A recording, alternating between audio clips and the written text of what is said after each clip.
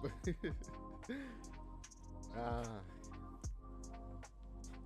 the?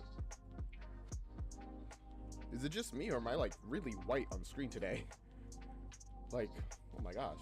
Really, really white. Well, that doesn't help at all. Hey, Hustler. Uh-oh. I've messed up. I don't know. I feel like the light is really bright on my face today. Is it because I don't have my, what's it called? Blanket. How did I forget the word blanket? Also, hi, apple pie. It might be because of that. I don't know. I just feel like everything's very white today. Yeah, it's still bright, right? It's not just me.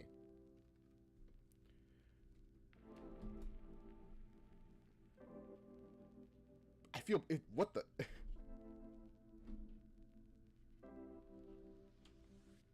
You might have. Oh, you got your wisdom teeth removed, Hustler? Sorry, I didn't even realize that this was gonna be an issue. We're doing like the laundry today, so that's why it's like. That's why my bed is naked right now. Give me a moment.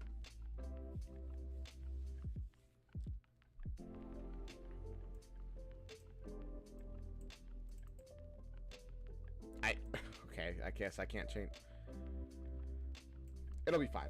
You know what? I'm sure it'll be fine. I'm glowing. It just is what it is right now, I guess.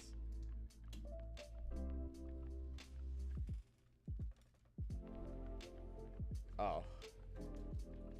Nothing really looks too well. It's fine.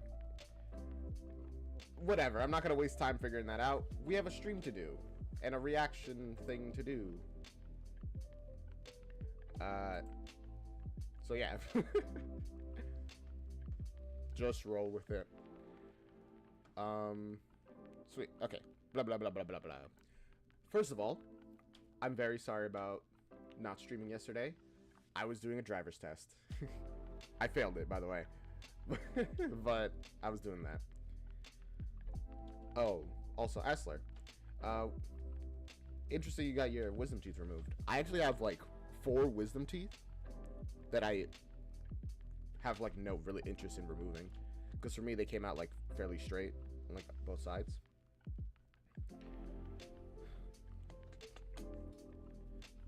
Just wanted to share that because it's interesting. My brother, however, he definitely needs to get his wisdom teeth removed.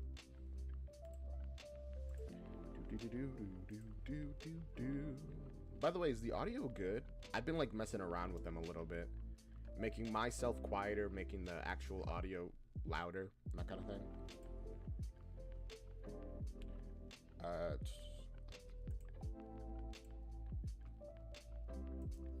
Before apparently I was like really quiet or whatever. One of yours was fully horizontals, so you went for like all 4 of them.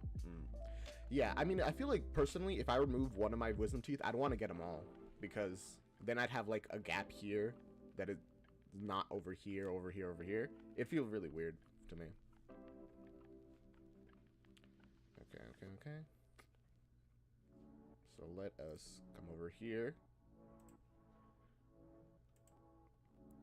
You know, the lighting kind of looks better on like the smaller screen, but maybe that's just because there's there's less you can see of me.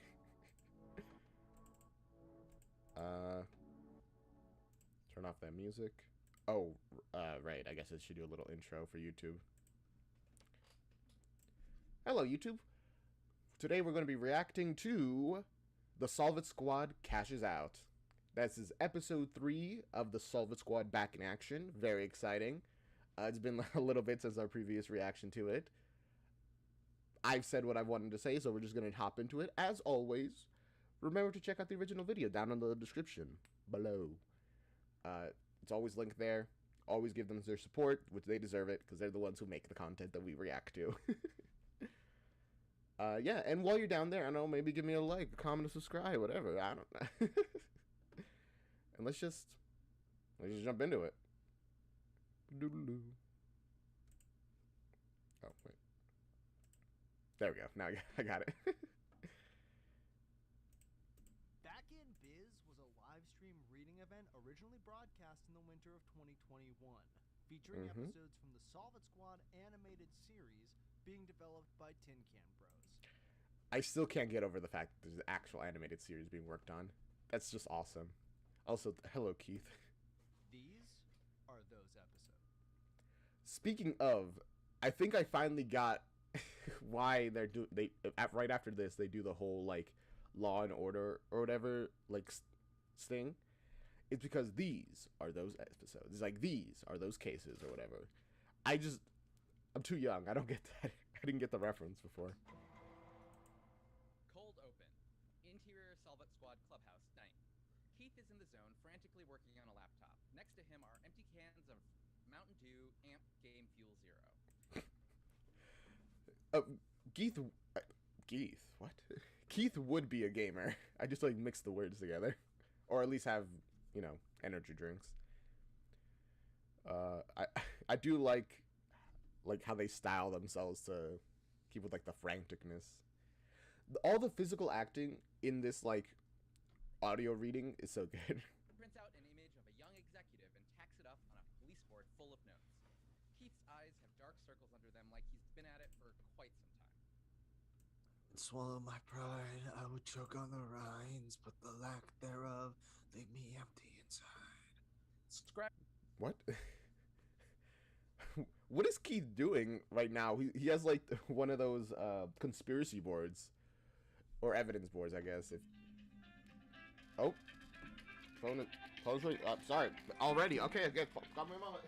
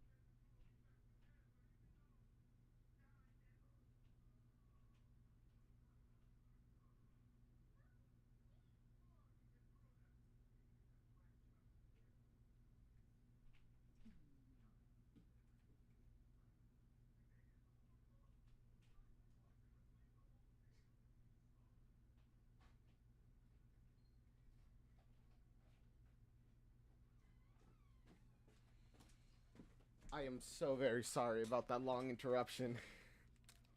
Oh my goodness. Do. I'm really sorry about that. Apparently, someone forgot to pay the water bill, which is due, very soon. So I had to do that. All right. Back.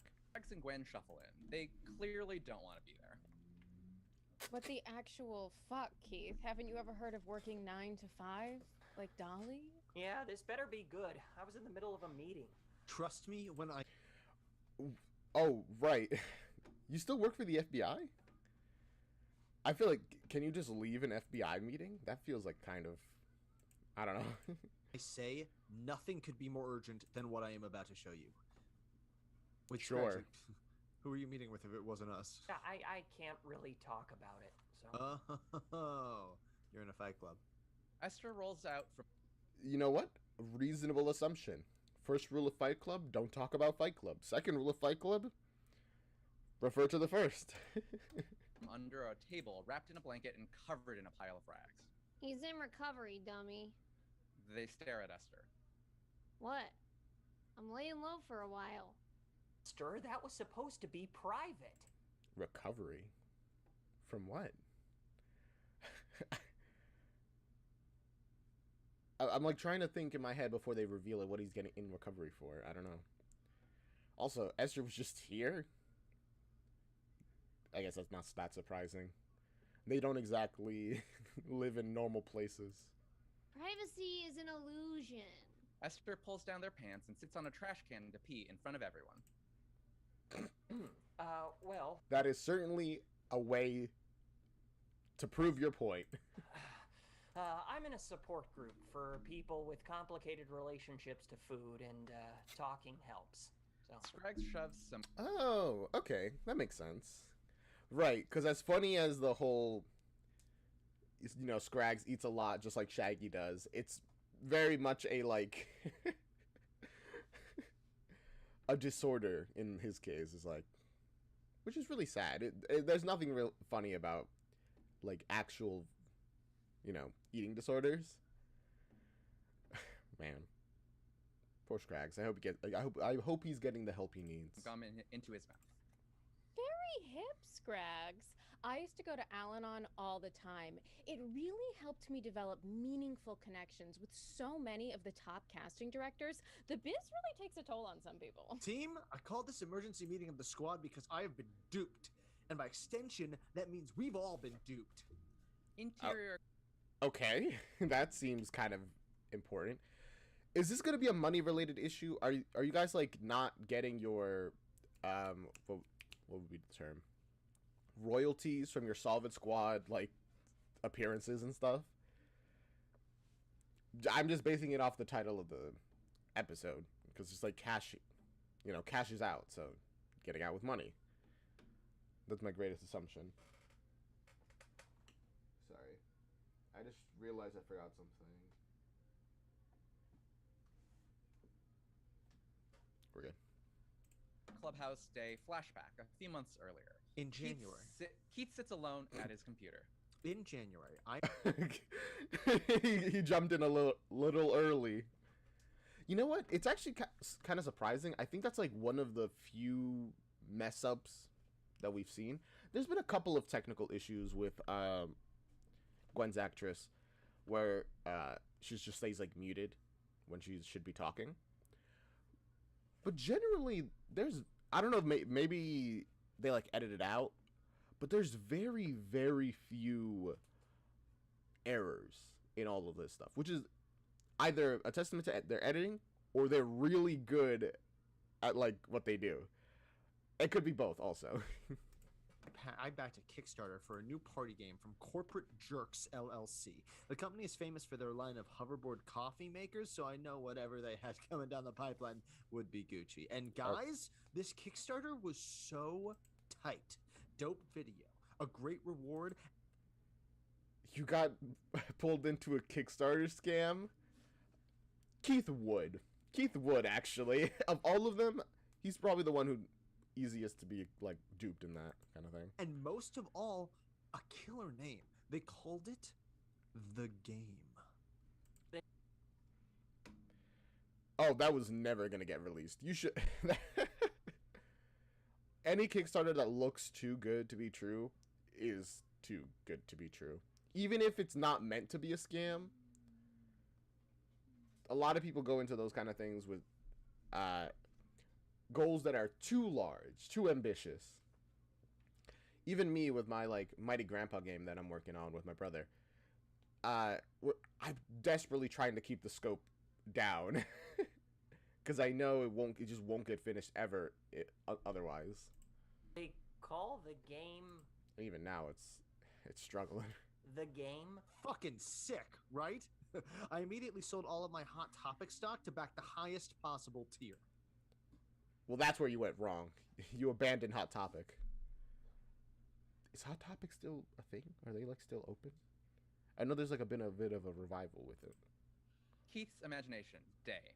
As Keith describes the game, we see it play out in his mind like a video tutorial. When the squad interjects, they appear as Wii Sports versions of themselves. Here's how it works. That is such a great visual. Okay. 2 players face off along a long, narrow table with cups on either end. The goal is to toss little balls across the table and into the other player's cups. Like beer pong. Yeah, there's already a game for that.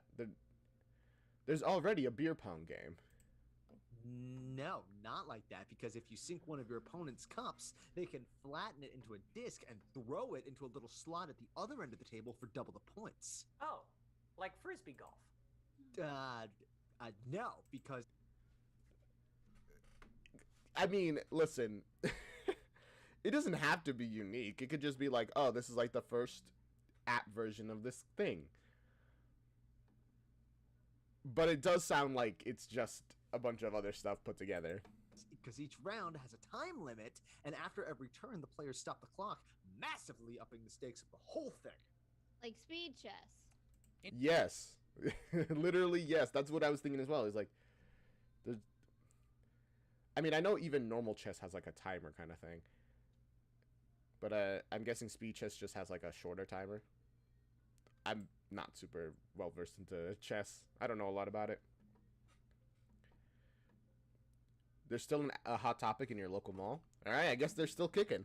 They're still out there, waiting to be discovered. Interior clubhouse night. No, it's not like anything else. It's fucking sweet, okay? But here's where things went sour. It's been 5 months since I backed the campaign, and in that time, no emails, no updates, no rewards. But Keith Swanson doesn't just tap out when things get tough.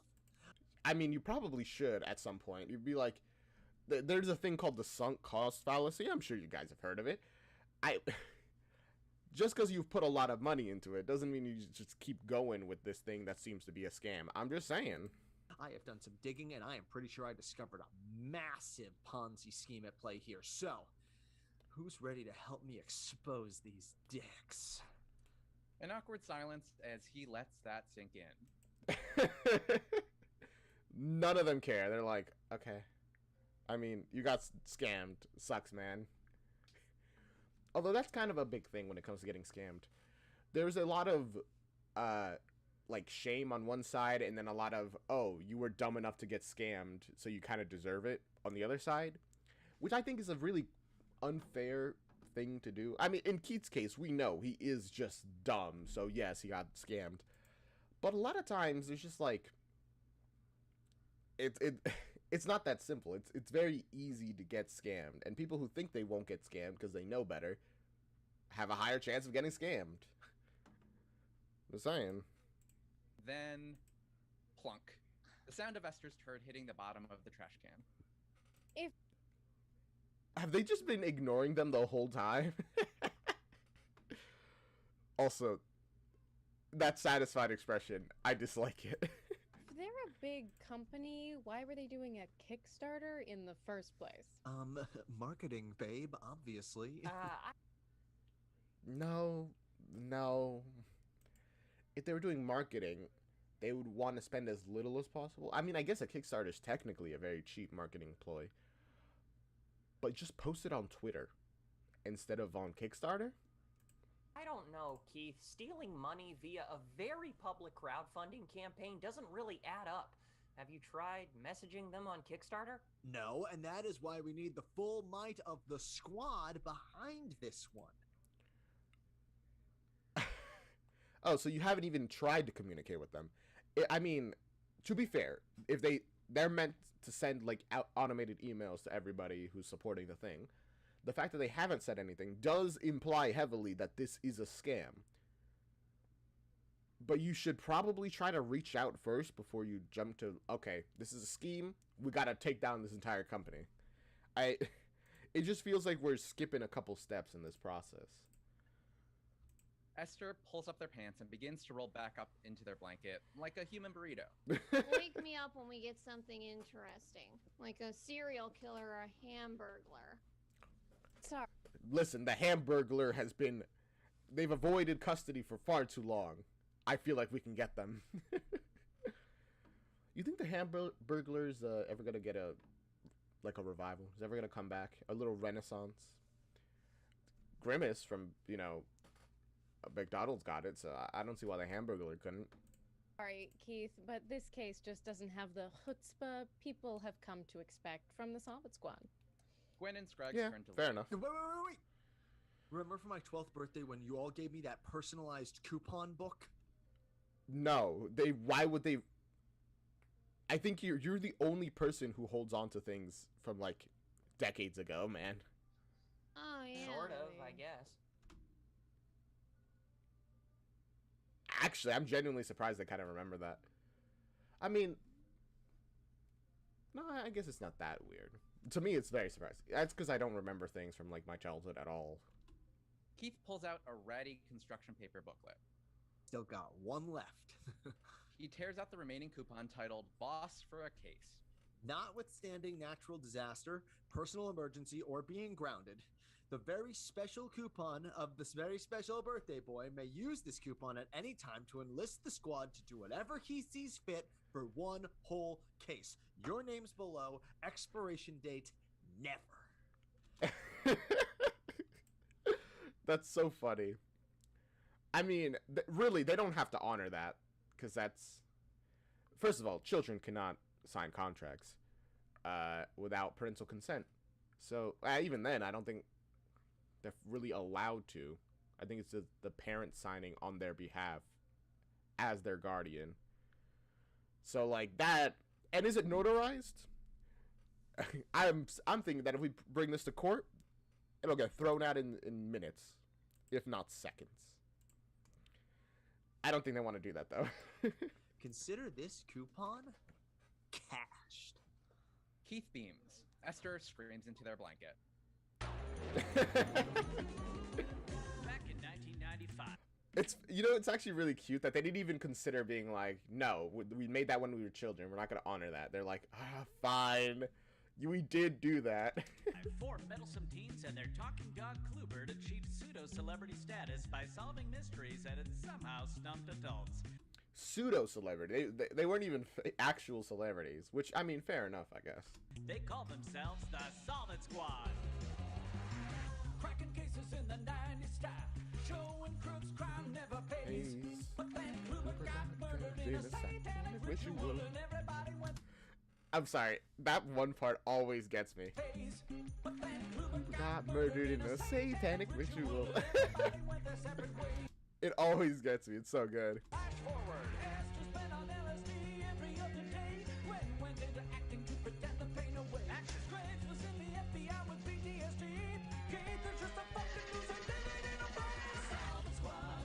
Solid Squad. Getting back together cause life sucks on their own. Solid Squad. Solid Squad. Ah, it's so good. Genuinely, one of my favorite show intros. It's so good. The Solid Squad cashes out. Act 1. Exterior Corporate Jerks HQ. Day. Keith's shitty VW Oh, they're actually called corporate jerks. I thought that Keith was mocking them. van putters to a stop in front of an ultra-modern beachfront office building. Enormous neon letters in front read, Corporate Jerks, welcome to the crushing factory. The gang exits the cramped van, and it That's not a very inspiring motto. The crushing factory. It feels like if you get hired here, you're gonna get grinded to dust in making the games. admires the beautiful campus. Oh, this place is hip AF. It's like Disneyland for tech bros. Don't judge a crook by their cover, Gwen. A fresh-faced valet runs over to the van. Hello. Good afternoon. May I park your car for you, sir? No, we're good, man. Well, that was a rhetorical question, sir. We're required to park all visitors' cars to keep the roundabout clear. Listen, buddy. I mean, is there not a parking lot that they can just sit at? Like they could just park it at themselves? The van stays, or you talk to my fists. Okay. Can I interest anyone in a complimentary coffee or a tiny water bottle? Ooh, complimentary, sure. Sounds. Also, man, Keith is very aggressive when he's mad. I don't think we've seen him this like continuously angry at something.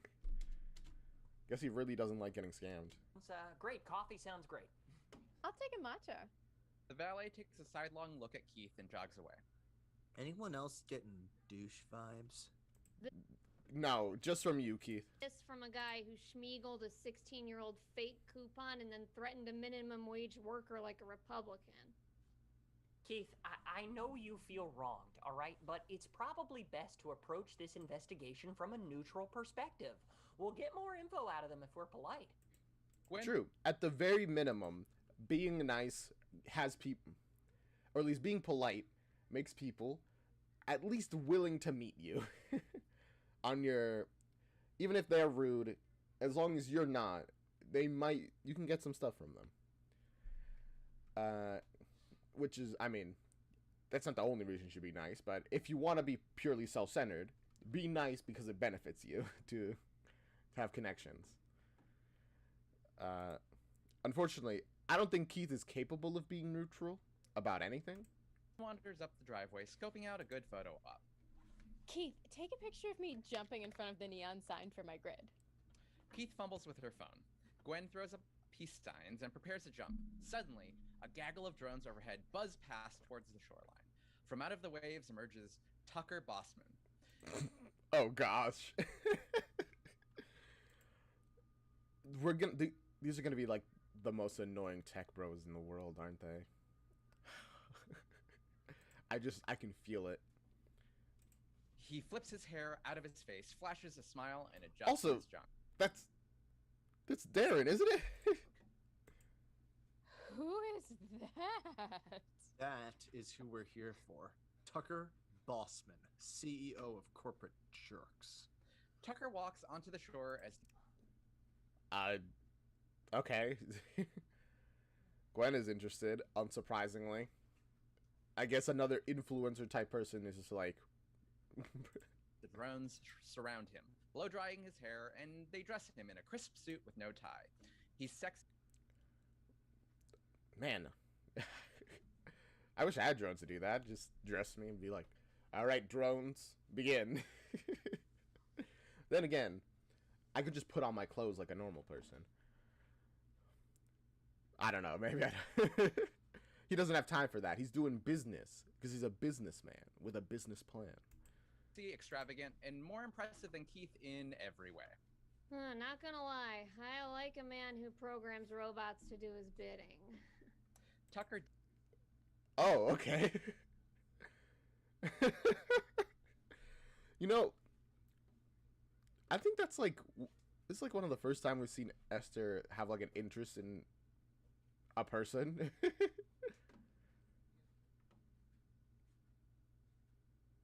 Do you think they're gonna reveal that he is actually just a good guy and therefore just better than Keith? Or is he actually gonna be like a secret CEO villain guy?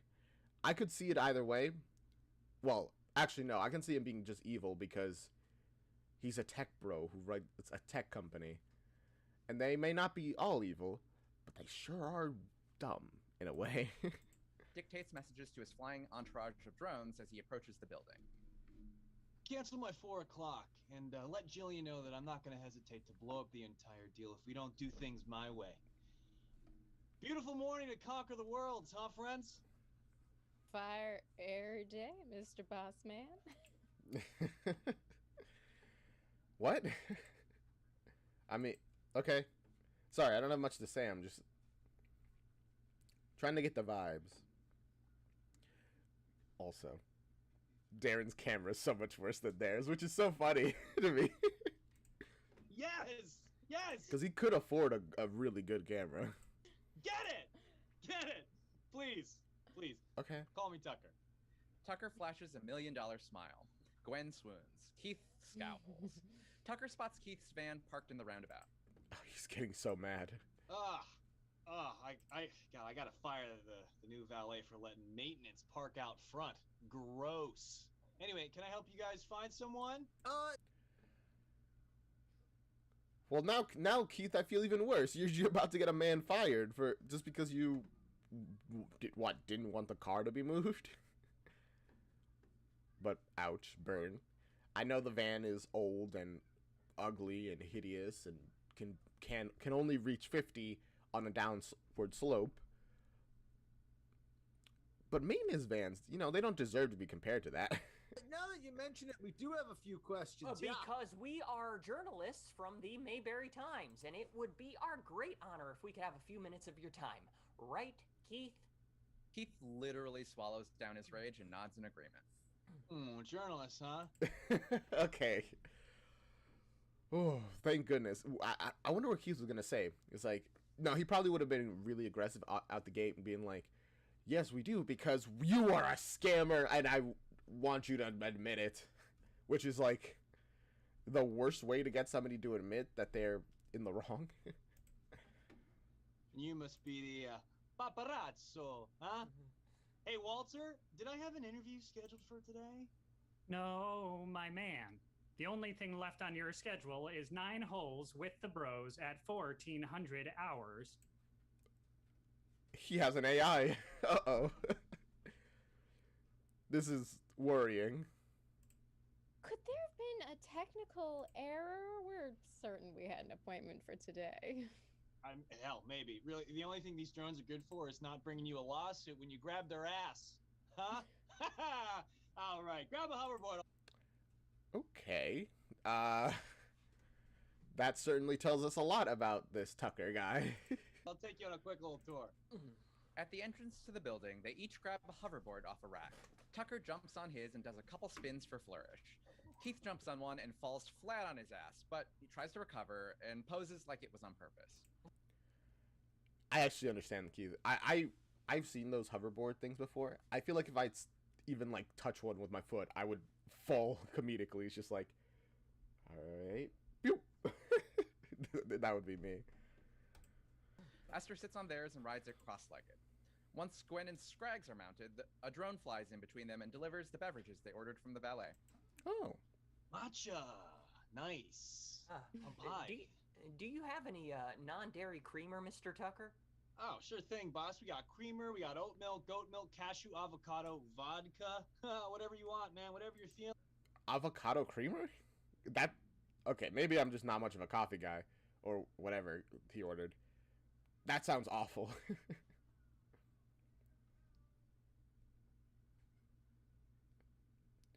Scraggs looking up at Keith's screen is a fourth wall I enjoy. I hadn't even noticed he was doing that.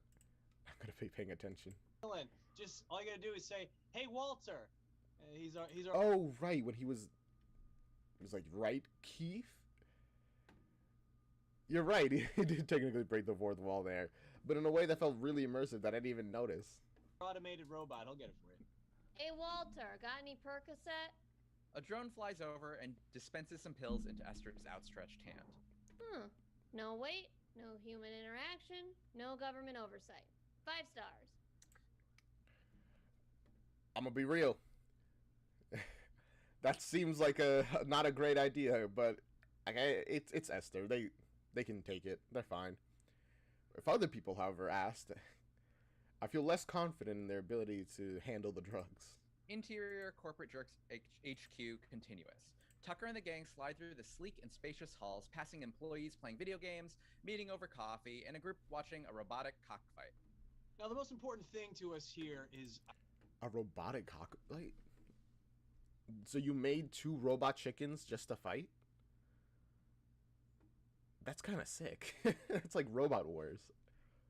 I want to see that. Our culture. We don't burden corporate jerks with rules or bureaucracy, so that way people can be creative and vibe without getting bogged down by working hard, you know? They pass a couple employees. I do enjoy a healthy work environment, but that doesn't sound very productive. Work is mostly about work.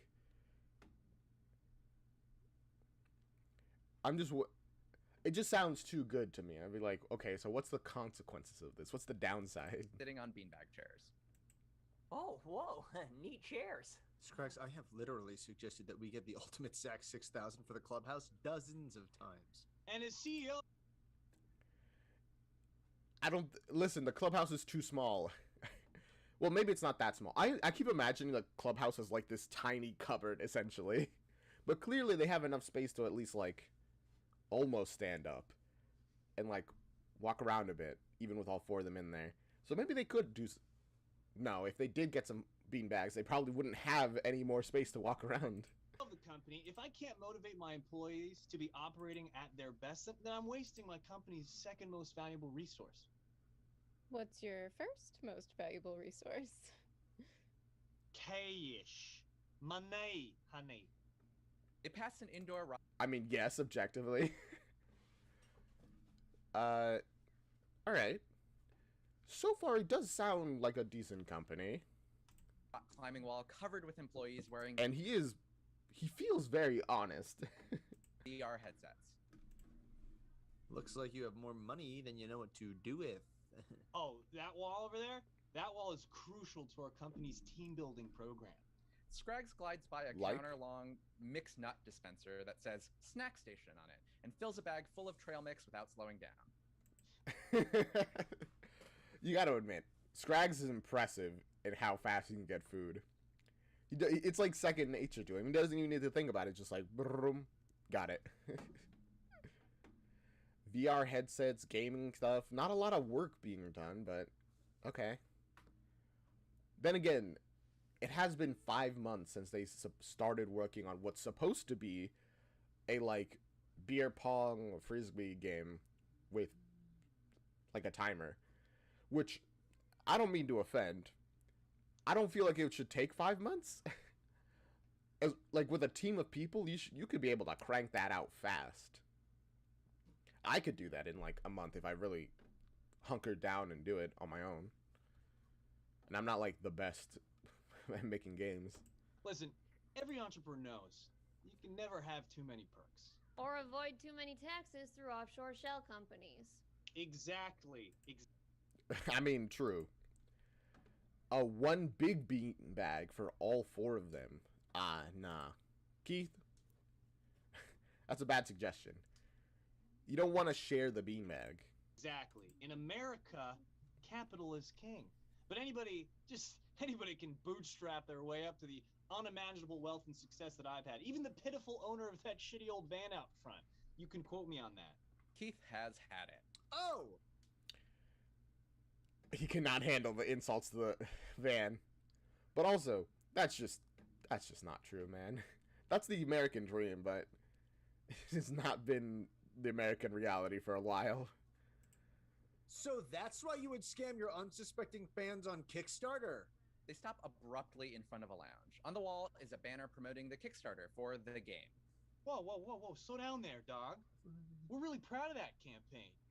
And the focus group, I will have you know, the feedback for the new corporate jocks division has been positively glowing. All right, pal, let's... Okay. Wait, that doesn't actually answer the question of scamming. You just very simply sidestepped it. Well, now I think you might actually be scamming him. Quit it with the foreplay and get down to the real reason we're here. Well, Keith, now you just blew their cover. You could have been like, the real reason I'm here. He looks to Esther, Gwen, and Scraggs for backup, but they avoid his gaze. I mean, I was the 5th backer at the Mondo Ultimate tier level, and I never received any communication throughout the campaign or any of my rewards. I am pissed off. I am tired of being diddled, and I am pissed off. Why'd you say diddled, man? I don't want to think about Keith getting diddled by a campaign. You're so right. That blows, man. Moreover, I am personally devastated that you had such a poor experience. You know what? Let me look into that for you. No. Right now. Wait, no, he's so great, actually. He immediately was just like, took off the glasses, got very sincere. He's like, I'm sorry that you had bad service. And Keith is not about it. Listen to me. You listen to... Okay. Thank you. A drone scans Keith's face and hands Tucker a tablet. What? What is happening? This expression, he's like... I'm sorry. He's just very... I guess he's looking at a screen right now. Username Keith Swanson. Username Keith Swanson 6969. Yeah. Right. Nice. Keith nods. It says here all your communications were sent to your email, swansong@solvidsquad.biz. Didn't we switch domains to solvidsquad.com years ago? Of course you wouldn't have gotten the emails, Keith. And you know what? Looks like we made 2 attempts to deliver your rewards to a treehouse, but UPS drivers can't really climb rope ladders, can they? It's Oh, wow. It sounds like they actually tried, like, quite hard. I mean, although for a treehouse, I mean, I imagine UPS could just leave it there, unless they had to sign off, in which case, it's still Keith's fault for not being there. it's an insurance thing. Wow, Keith, seems like this is all entirely your fault. Yeah, well, Yes. but I mean, it's not, well, because it's not mine. It is. I do like this, like, stuttering that Keith, that is very common with Keith, where it's like, because the actor is so good at doing that. It's genuinely kind of impressive. Fine. All good, brother. Mistakes happen. Just last week, you're gonna love this. I was gonna terminate my contractor for ghosting me, only to realize that I'd given him the number for my old burner phone I had. I lost it on this awesome trip to when I was in Tahoe. But it's totally my fault. It's totally my fault. I still fired him though. He's gone. Okay, I guess it's. I'm sorry. Now I'm stuttering like Keith. I do dislike him a little bit. Just his whole vibe is kind of off for me, Tucker. And now he's like, oh, well, it was my mistake, but I still fired him. It's just like, why? Why though? Like, just because you acknowledge that it was your fault, and you're like kind of joking about it, doesn't really make up for the fact that you fired a man because you're like, ah, well, I made a mistake. I guess I'm getting rid of him. I don't know. We're really sorry to bother you with all this, Tucker, but Keith forced us to be here against our will. Hey, no worries at all, my dudes and dudette. Feel free to grab anything you want from the Cathedral of Chips while we've stopped. A buttressed wall is lined with every possible type. Oh, I can just imagine what it looks like based purely off of his expression. He's like, oh. He's like, that seemed like a divine moment. He's like, I'm in heaven. Of chip. Scragg's eyes light up. Wow, sour cream and Old Bay seasoning. I thought they discontinued these. I honestly love it here. Tucker, do you have a spokesperson for the game? I have some hosting experience, but more importantly, I'm an influencer. Gwen walks in front of the game banner and strikes a pose like she's mid-action. Yeah, let's circle back. Let's just put a pin in this convo because we've reached the final and my personal favorite stop of the tour. Oh. I immediately thought, oh, he's not interested at all. But maybe he is, and he's just like, it's like, but no, I'm actually really interested in this, so we'll do that. We'll talk about that later. It's really hard to tell. I don't know. I just can't read him. I think that's the issue. I can't read his vibe, right? He is charming, but he's off in a way that I can't quite pin down. And it makes me like... It makes me feel off about him. R&D. Tucker types on a keypad, opening a door to a high-tech lab. Can't you just taste the possibilities? Scraggs, shoving chips in his mouth, nods in agreement. Interior Corporate Jerks lab. So these All are right. our most R&D. I hope we see some crazy sci-fi stuff here. visionary engineers and inventors. He gestures to a few scientists. One of them is Charlie from Spies Are Forever. Time has not been kind to him. Oh, whoa. I didn't expect the Spies Are Forever reference here. Charlie, the scientist, like from R&D? Wow. I mean, this is some heavy tech. I fancy myself the engineer of the group. Right, you're based on Fred. You're supposed to be based on Fred, so you would know some engineering stuff. So, like, game recognizes game. Keith touches a robotic arm with one finger and it falls apart. This room also holds the cutting edge. Hey, in a way, that's impressive. that's really impressive. They probably had like a lot of parts put together so that wouldn't happen. So the fact that you did it with a single touch, in a way, it's kind of amazing. Edge AI core to our 5-factor security system, which ties together the entire campus. Super cool, super high tech, super impossible to hack. Oh, how interesting. It's already been hacked. Esther's in the system, in the mainframe. Say, Mr. Bossman, for background on the story, can you give me the make of your first car, your high school mascot, and your mother's maiden name? Yeah, duh, of course. By the way, this is how real hacking is done. You see the like movie hacking when they're like, I mean, or whatever. Nah, real hacking is just getting like those 3 questions and being like, whoops, I forgot my password. And now they have your account. Datsun, Bulldog, Quackenbush. Esther takes out their phone and easily hacks into the system. Their phone reads, access granted. Exterior Corporate Jerks It's just that easy. HQ moments later. Tucker is walking the squad out of the building. Well, thanks for showing us around, Mr. Tucker. What you've got here is very impressive. Yes, it was a wonderful afternoon. Here's my card for you to get in touch. There's a tiny version of my resume on the back as well. They were the science that made a computer board that Kurt thought was an explosive. I'm sorry, I didn't sleep very well last night. What are you saying, Apple? Takes Right. it and eyes Hey, Gwen Apple. thoughtfully. All right, tight. Please enjoy some complimentary Corporate Jerks merch as a thank you for stopping by.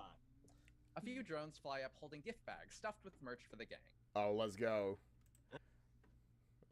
I love merch. I don't have a lot, but I love merch so much. Here's our fulfillment center where you can pick up your Kickstarter rewards directly. So sorry again for the confusion. Our fault. I mean, it wasn't, but it was very much Keith's fault. But I'm sure it makes him happy that you said that. Esther pulls a shirt out of their gift bag. Wait, it literally did. The smile, the like... Even Keith is not amused to Darren's charisma, or Tucker, I guess, in this case. That says, jerks it. Anyone got a double XL? I like my shirts big and baggy.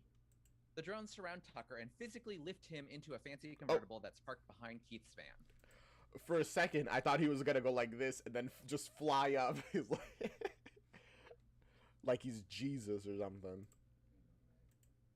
So cool. Tucker tries to drive away, It is. but he can't maneuver his sports car around the bulky van. He honks several times.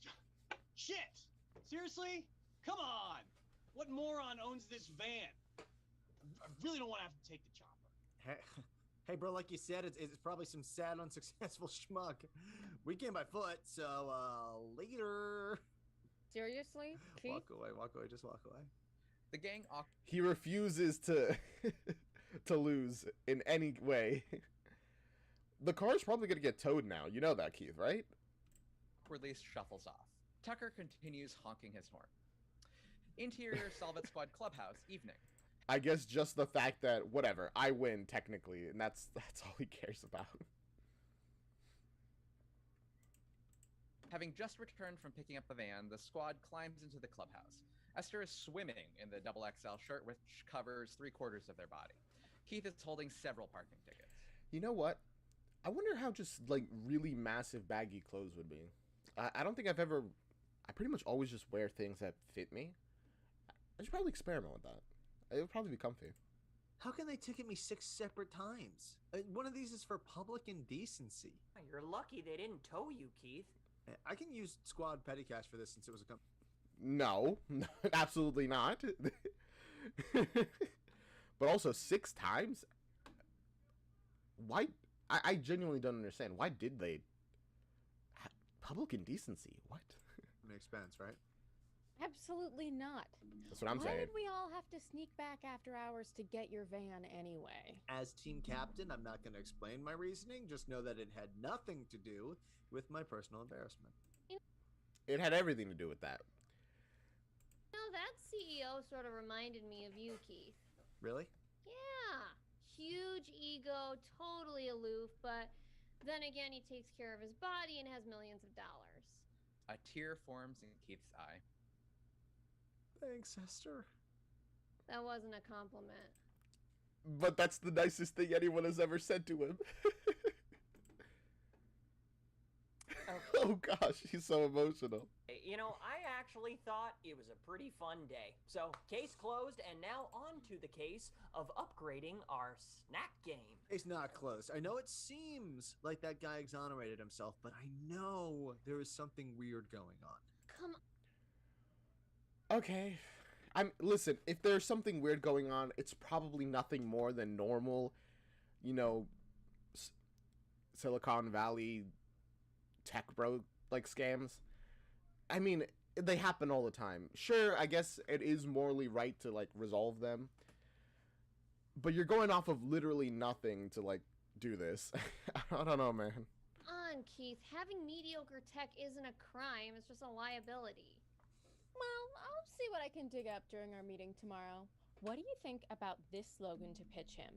The future is here, and it's righteous. This is one game that can't be tamed. That's awful. What does that have to do with the game? Say, do you mind if I tag along? There's a lead I want to follow myself, namely whether they stock honey mustard jalapeno ruffles in that Sistine Chipple. That's a good fight, actually. Then I guess that means that you're with me, Esther. A corporate jerk's drone flies in through an open window and lands on Esther's arm like a bird of prey. Huh. The others stare. Oh, right. They hacked it. I was like, what's happening? It's like, oh god, they've been followed. They're getting tracked. The treehouse is about to be bombed. But no, it's fine. What? If I have to go along with Keith's ridiculous charade, then I at least deserve to nab a robot friend. I thought their security was state of the art. More like state of the... Esther farts. Gosh, Esther. I mean, the big thing, even if it is state of the art, human error is really always the problem with systems. Systems can be perfect, impenetrable, but they still need to be used by people. And because they need to be used by people, every person that uses it is a liability. Which is why people need, like, cybersecurity training. Excuse me. They need, like, cybersecurity training, specifically so that they don't mess it up. You would think the CEO would have that training, but of course he wouldn't. He's the CEO. I think I'll call him Catherine Zeta Drone. The drone flaps I like its that name. propellers and plays "And All That Jazz" from the movie musical Chicago. Well, That's nice. Act 2. Alright, we were halfway there. Exterior fulfillment warehouse day. Halfway there. Oh. I'm sorry. Keith and Esther approach the front entrance. Esther makes their way to the door, but Keith continues past, heading to the loading dock. Keith, where are you going? Let's just get your prizes and bounce so I can go home and binge some Luther. Slow your roll. They're not gonna just hand over valuable clues with my bomb-ass rewards. We need to... Actually true. But again, do you just get your rewards, man? do some snooping. We'll grab my swag as we go. Esther rolls their eyes, then gracefully slips underneath a loading door that's ajar. Keith follows, but his belly gets stuck and he has to push several times to get through. I mean, he may be keeping, like, fit, but as you get older, it just gets harder. You gotta do more work for less, like, payout the older you get. And his belly... Well, now we have an idea of what it actually looks like. He's got a stomach. All right. Which makes sense. I think we saw that in the video. But I haven't really been thinking of him as a person with a stomach. Mainly because the actor himself doesn't have one. He seems very fit. Fulfillment warehouse continuous. Keith dusts himself off as he gets up. Okay, so the Mondo... I've noticed this episode has a couple more, like, errors than the previous ones. Like with Keith, like misspeaking like twice, 3 times it's happened. Narrator messes up. He seems so... Oh no, he's doing great, but like this is like one of the only mess ups. Was this all done in a single stream originally? Because if that's the case, that would make a lot of sense why, you know, what, 3 hours in, they're starting to the flag a little bit. Ultimate tier lets you experience the game like a true power broker. Along with VIP tickets to the poolside launch party, this tier includes matching shorts, tank top and visor, corporate jocks brand sticker and tote, custom calendar featuring our favorite Insta nerd babes. That is definitely going up in the clubhouse, right, Esther? No, absolutely not. I mean, then again, if you just put it up, who's gonna remove it? Esther? Keith looks around, and Esther has barely moved from the loading door and now is smoking a joint. I'm tired. Don't they have more of those, like, hover thingies? I mean, you guys could have just taken one, probably. There's that. He points to a forklift, and they walk over to investigate. You guys are not forklift certified. Do not get on that. No keys, no license. Esther takes out their phone, types a few things, and the forklift revs to life. This is the problem with having an entire system that is wired, like, that is a network that is completely connected. You have to have, like, you know, air gap things that are part of different networks, so if one is compromised, the whole network isn't compromised. Like, I get the convenience of having everything being connected is great, but if I have, like, a smart house and my toaster gets hacked, I don't want my entire house to get hacked now. Because, like, you can't ensure everything is okay.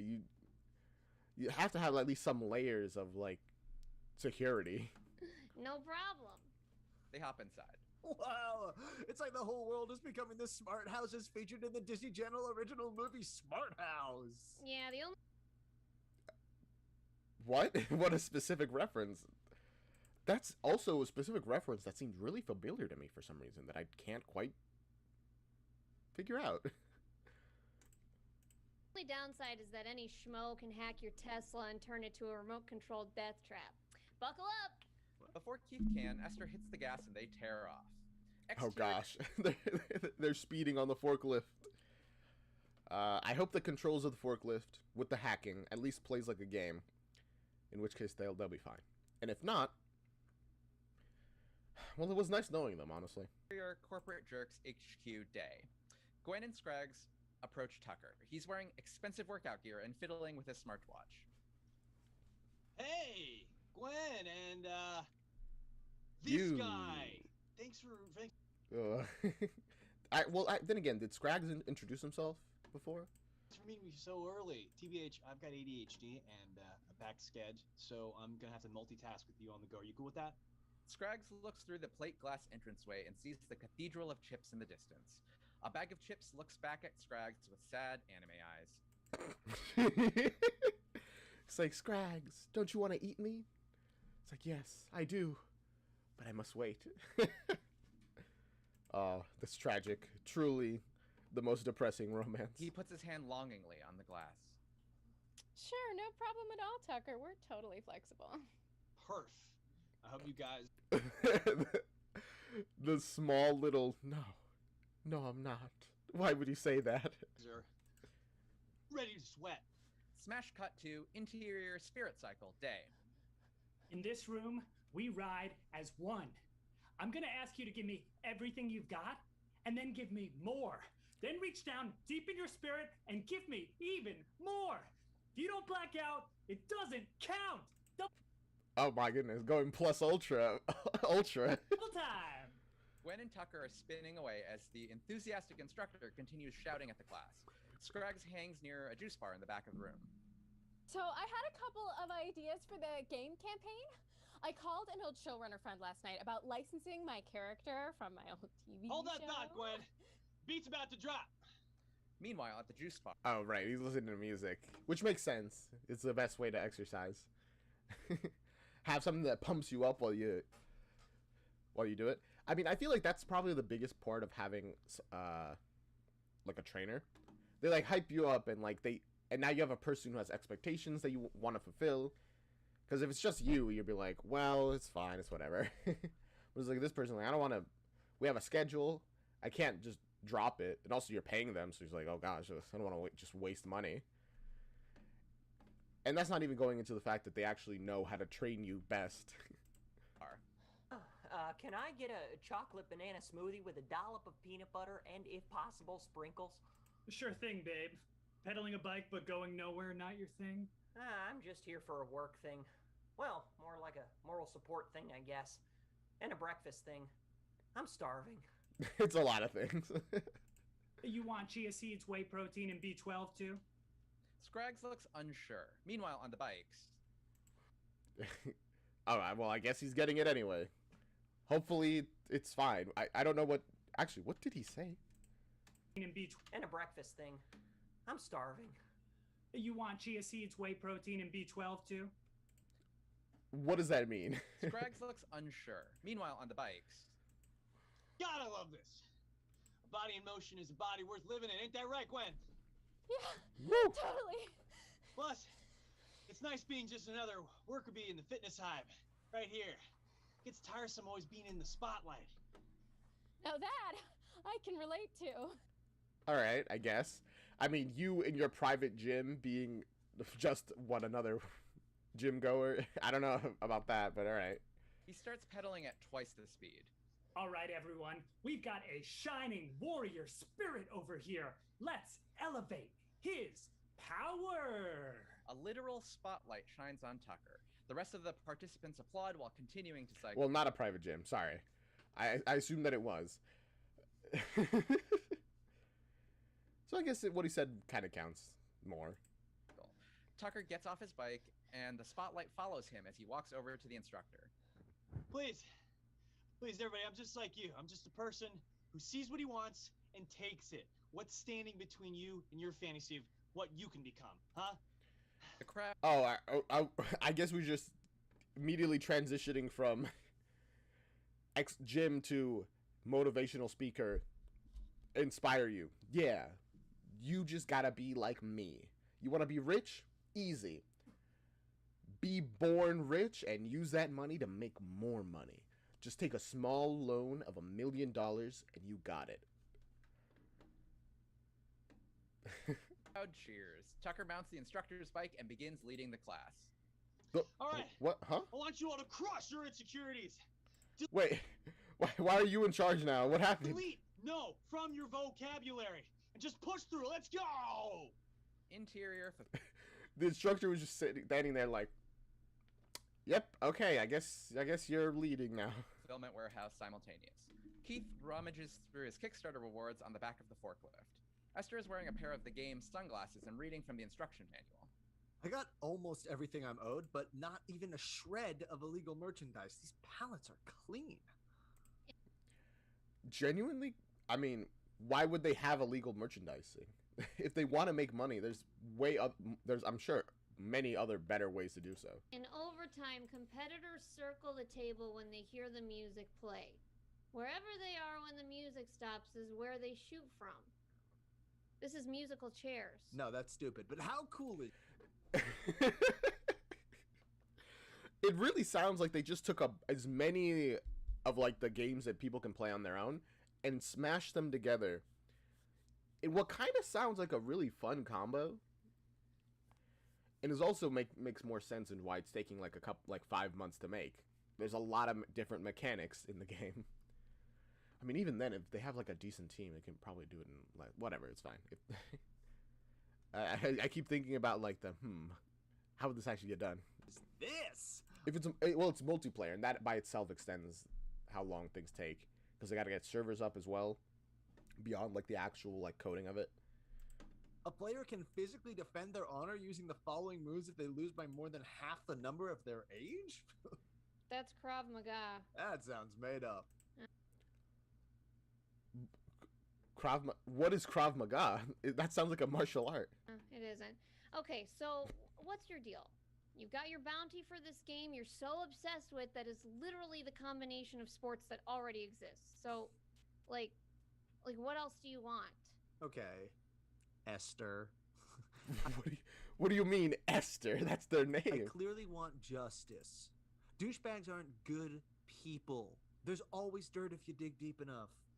My working theory is that you're focused on hating Tucker Bossman in order to avoid all the emotional pain stored up here.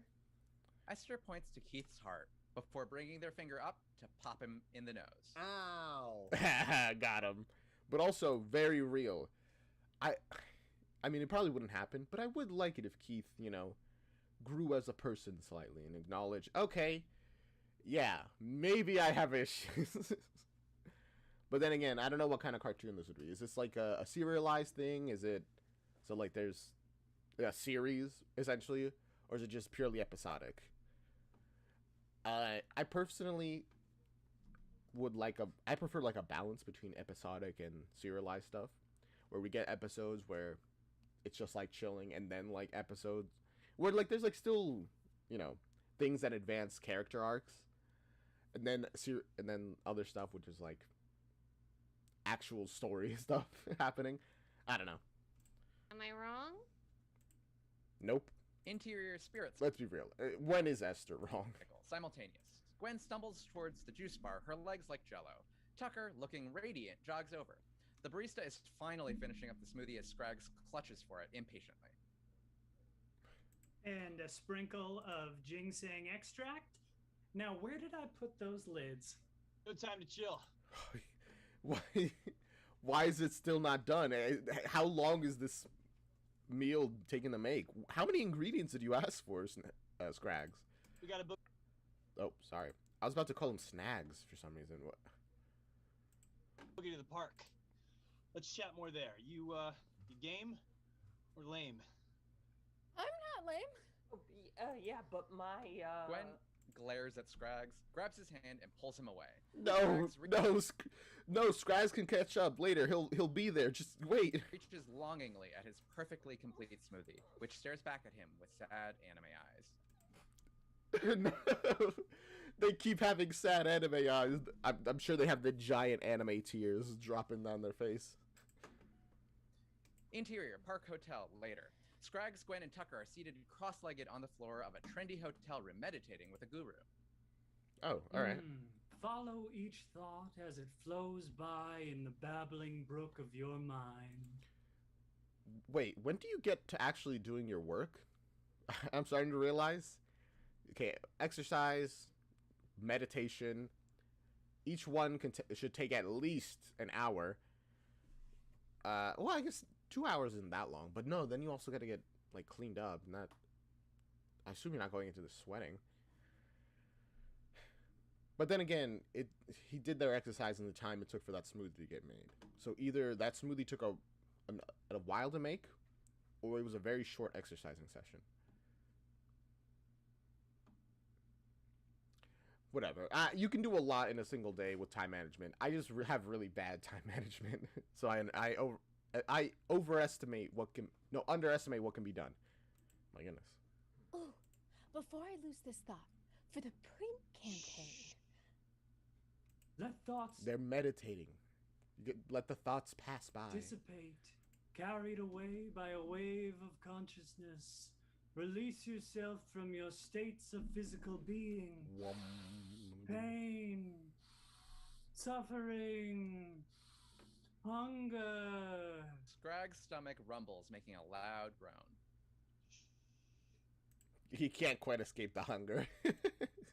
Do any of you guys meditate? I don't. but I do wonder. What the? Have you guys done meditations? What are your thoughts on it? I've heard that it's pretty good if you do it. But for me, it's just sitting down for like an hour doing nothing, or even just like 30 minutes and just thinking. I can't imagine, or like not thinking specifically. I mean, there's different types of meditations. I don't think I could do that. I'd feel way too... my mind would be like, no, I have other things to do right now. Where did these states come from? Where do they go? Where do they come from? I'm right. Cotton-Eyed Joe. Interior fulfillment warehouse. We were on the same page, me and that guru. You think it's cool, but you're not patient enough for it either. Yeah. Esther sits in a makeshift armchair composed of cardboard boxes. Keith lays on a conveyor belt, holding back tears. I had a feeling that they were going to do a makeshift therapy session. Then my dad pushed me, and he said any son of mine wouldn't be caught dead auditioning for Bye Bye Birdie. So I stayed at the ball field all night practicing my pitch. Seems like he cared more about how you reflected on him. And that's some fucked up parenting. How's that make you feel? It's just now I'm in my late, mid-30s, and what do Mid-30s. All right, we got their ages now. Well, I mean, not really. That could be anywhere from, like, what, 33 to 38. You know, the middle, or 35. You've done meditation sometimes in health class. Oh, interesting. Thought it was good. All right. Maybe Keith could use some meditation, honestly. I have to show for it? I don't have a cool tech company. I can't hotwire a forklift using my big brain. I'm starting to think professional baseball is not in my future. You passed that. Being a professional baseball player is something you should have been doing in, like, your early 20s. It's way too late now. No offense, man. Keith catches his warped reflection in the metal air duct above him. I mean, who is this guy? Nobody. Unless he's solving a mystery. All right, that's deep enough for today. My session fee is $150 and I don't take insurance. Oof. Ouch. Oof. Thank you, Esther. You're great. To be fair, I feel like you were on the edge of, like, a really good discovery there. Keith, you know, he thinks he's nobody if he's not solving a case. But, like, is it really a bad thing to be nobody? Is it really matter that much? For him, maybe. But I think Keith's issue isn't that he's a nobody. It's that he doesn't really have connections in addition to that. You know, I feel like not having a giant accomplishment, something that you're really known for. Like, for example, for me, if this channel doesn't go anywhere, and then I reach my 30s, and I'm like, what? A normal office worker, maybe working on some games and stuff. That's fine. It's not really... Like, as long as I have friends and people I can talk to, I don't really care. It's okay. I don't know, maybe my opinion will change as I get older, but the thought of being normal and just being another person, a cog in the machine, doesn't bother me that much. Because I feel confident that I will have friendships by that point. That my friendships will continue to that point, and maybe I'll have new ones. And maybe some will fail and pass by, but, you know, I'll have friends, I think. And family, and I don't know. I feel like a lot of his issues could be resolved simply by making connections. The sound of a door opening and a group of men entering. Well, I'm sure I left it right here. Uh-oh, the forklift. Jinkles! Jingles? It's a copyright thing. I was literally about to say jinkles. You can't say jinkies anymore. I'm sorry, copyright. No, the lawyers. I'm sorry. Esther hits a button on the conveyor belt and jumps on next to Keith. They ride it through an opening in the wall to a secret room of the warehouse. Interior secret room, continuous. Whoa, Esther, you distracted me. This is why I repress my emotions. They're dangerous. Hey, No, Keith, you're so close. this was all your idea. I'd much rather be home watching DCI John Luther get away with brutal but effective policing methods. Esther notices something across the room. Well, All right. What do you think the tech corporation is secretly doing in the secret factory room or like delivery room?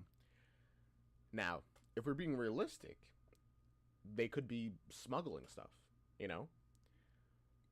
Maybe could be like drugs, could be like counterfeit technology, stolen stuff. I think they're working to make an AI uprising to take over the world. When he said, what a day to conquer the world, I think he's literal. He's working on an actual AI army. Now, is that what's going to actually be the case? We'll see. well, governor. Do you BBC what I see? Interior. No, literally no. Esther, would have been nice to... Okay.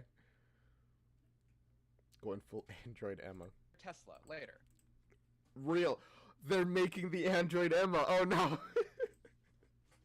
I didn't know this was taking place in Hatchetfield. Practicing with me and Yogi Baba Chad. Don't you feel just so much lighter? Yeah. Scrag Literally starving Scrags. looks longingly out the window and sighs, fogging it up. With his finger, he doodles a remarkably detailed feast. Now that our mind body is one, let's chat He's trying so hard. business. Yes. I was thinking that the slogan for the game needs to cast a wide net. Brutish but sophisticated. Spunky but relatable. Would you say your target demo is... Balls. The Tesla dings. Oh. Shit, I'm low on juice.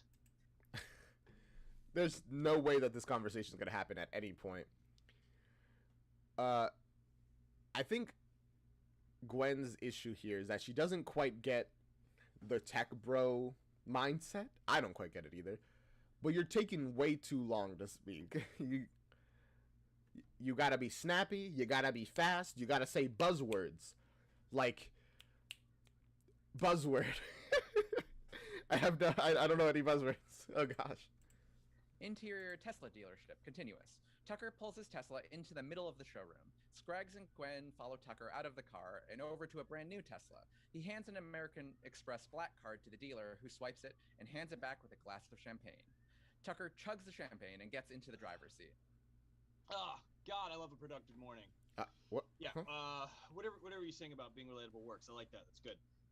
My man, Mr. Dealer Guy, yeah, you can just recycle the old one to combat global warming. No. The recycling only does so much. The main best thing is to not be wasteful at all. Oh, I was like processing for a moment. He's like, oh my god, is he really just gonna replace this current car?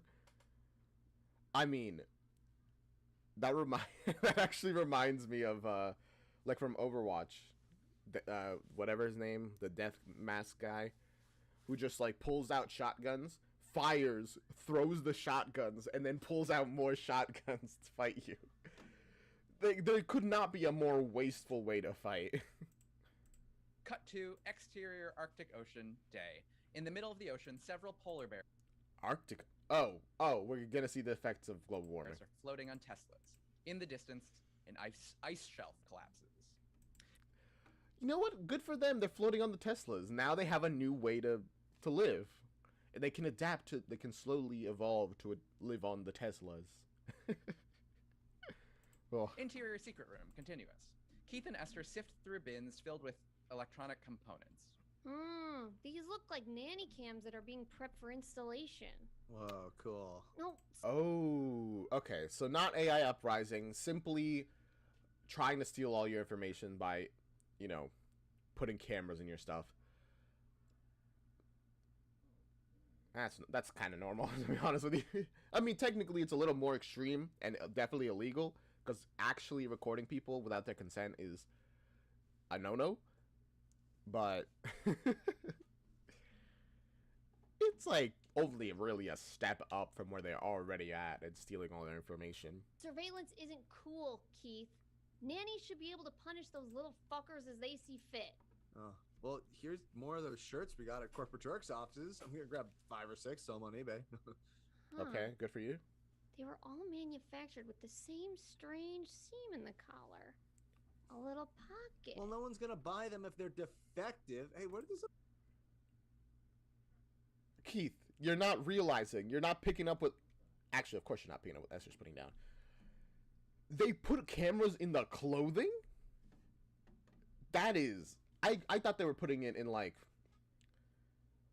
Actually, I guess we don't really know what else they make besides the game and merch.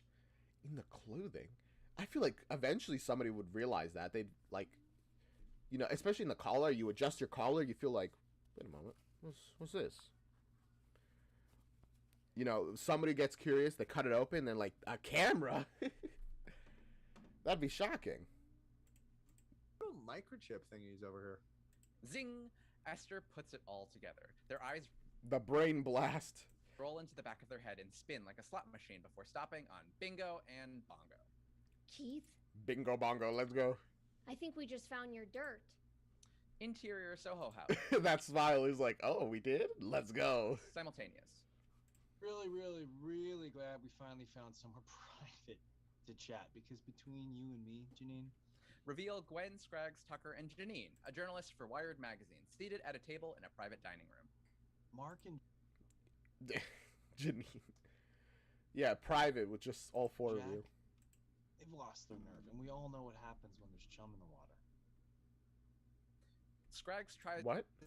unsuccessfully to flag down a waiter. So, Bill Gates recently called you the bad boy of tech entrepreneurs. Is that an accurate title? I think so. Tucker Bossman is the future of this industry.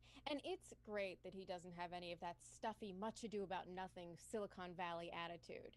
If you need to quote me, it's Gwen Berrywood. I love it. He's just like, yeah, I am actually kind of.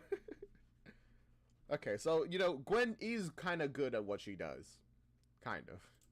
Tucker smiles at her. Scraggs tries to flag down a waiter again, and again he is ignored. At least they're having a good time, even if Scraggs is just suffering. You know, my motto is always be disrupting shit. Outdated industries, social norms, Oh my democracy. gosh, that's actually one of the biggest like tech bro buzzwords. Disruptive. Okay. Like, yes, a lot of the big like Uber and stuff are disruptive at first, and then they just become, they're disruptive and like they break up like our normal systems, and then they dominate them, and now it's not disruptive, it's just them only, and all the other options have been like crushed by, and now they get to like up their prices and up their all their stuff because people are locked in and they can't escape, and it's just a constant cycle of this. They disrupt only to insert themselves and just themselves. They're not opening up opportunities for other people. At which point, the government will bail you out. Tucker merely glances at a waiter, So real. and he immediately appears next to the table. I'll take 100 oysters, please. Get whatever you want on me. Scraggs lights up. Nothing for me. Surf and turf with a starter of chicken carbonara and a side of bacon double cheeseburger. Thank you. The waiter That sounds delicious. nods and leaves. You know what? I should probably put in my dessert order too. Be back in a sec. Scraggs takes off to find the waiter. Now that Scraggs is gone, what's gonna happen here? I've been wondering, what role is Scraggs playing in this? Is he just like the comedy like position, like from an episode point? Is he here just to be comedy in this situation? Or is he going to play a larger role? And if he is going to play a larger role, what role is that? You ever seen Glass Onion? He reminds me of Miles from that movie. I've never even heard of Glass Onion. Ed, are you referring to Tucker? Last question. Why should our readers be interested in your new corporate jocks division? What makes the game undeniable? Well, it's very clear to me, but what do you think, Gwen? She got All right, Gwen. I hope you have a better, like, slogan than before. I'm kind of nervous. gathers herself. This is her moment to stick the landing. There are plenty of games, Uh-oh. Why do I have such a bad feeling? Janine, but this is the game. You see, Janine, the future is here, and it's righteous. This is one game that can't be tamed. Gwen's Whoa. Oh, right, the merch. He stole the slogan with the merch because they have the merch. And Esther was wearing it when Gwen said that slogan. He took her setup. He's like, this is the game. And then he added his thing, which sounds really natural and kind of like sick. And like, oh yeah, nice. Which, by the way, I think it's an awful slogan still. But, huh. Wow. Tucker and Miles are both big CEOs who are disruptive, but are actually just leeches. I feel like most tech bros are. ears perk up. She flashes back to the previous evening. Interior clubhouse, flashback. She knows. And it's righteous. This is one game that can't be tamed. Interior Soho house, continuous. Gwen quietly gasps. Tucker just used her slogan, the one she never told him. Hey, why don't you come to our launch party? It's this. How do you know that, huh? Well, and now she knows something suspicious. She doesn't know how he did that, but clearly he's a mind reader. Must be. Like, only explanation. Weekend. You can find out for yourself. Wouldn't miss it. Janine gets up and leaves. Scraggs passes her as he returns to the table. Okay, I couldn't figure out which dessert to order, so I just got 3 of each. And 1 for the table to share. 3 of each? Interior secret room. At least Scraggs gets to eat, man. I hope he gets to enjoy his food. Simultaneous. So they've been turning all of their products into spying devices? Even the t-shirts? Oh yeah. They're taking invasion of privacy to a new level. I mean, that's kind of impressive. How do you manage to do that without people realizing it? The sound of commotion fills the hallway outside. Keith and Esther look around for another exit. Uh-oh. They're trapped. Oh no, people are gonna know that you've already discovered the secret. Hey, Brad!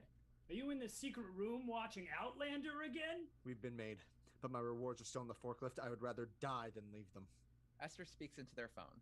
Catherine Zeta drone, run program, intolerable cruelty. The drone... Why do you have a program named Intolerable Cruelty? What persuaded you to make a program like that? It's like...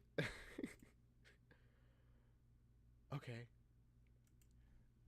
You know, it's... Oh, actually, this reminds me. All the tech bro stuff and the intolerable suffering thing is like... reminds me of the very classic meme of tech bros announce, we have created the suffering nexus from the Don't Create the Suffering Nexus novel. Yay! Completely missing the lesson of the novel. buzzes outside. Then suddenly, a loud explosion and a pained scream. Oh!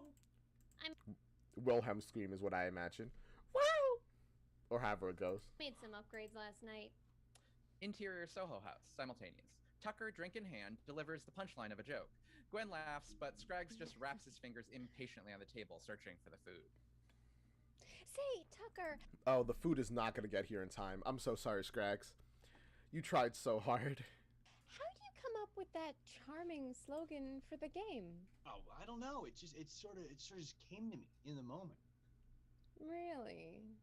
When today you have proven that the glass ceiling, whatever that is, it don't need.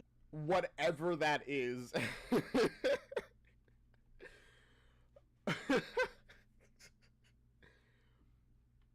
He really doesn't know anything.